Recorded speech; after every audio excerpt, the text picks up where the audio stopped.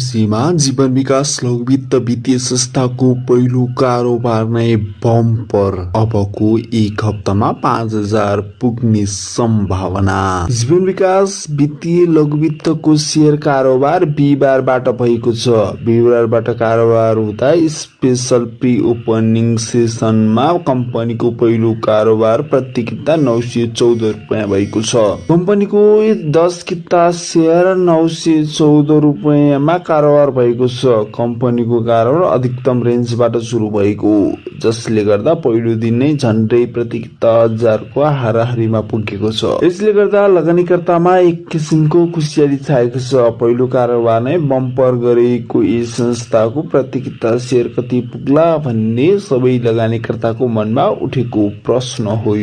यस संस्थाले प्रति किता 100 रुपैयाँ अंकित दरका कुल 19 करोड 77 लाख 30 हजार रुपैयाँ बराबरको 19,77,300 किता आइपिओ निष्कासन तथा बिक्री गरेको थियो। संस्थाको आइपिओमा परेको आवेदन मध्ये 20,18,308 जना मात्र योग्य आवेदक रहेका थिए। गोला प्रथापटक गरिएको बाँडफाँडमा बढीमा 11 किता र थोरैमा 10 किता बाँडफाँड गरिएको थियो। आइपिओ वितरण गर्दा 1,84,801 जना आवेदकले 10 किताका दरले र 10 किता भन्दा धेरै आवेदन दिने 5 जनाले 11 किताका दरले शेयर पाएका थिए। स्पेशल प्री ओपनिङ सेसनमा कम्पनीको पहिलो कारोबार भएकाले यो कम्पनीको प्रति किता 5,000 भन्दा बढी पुग्ने सबै लगानीकर्ताको अनुमान भएको छ।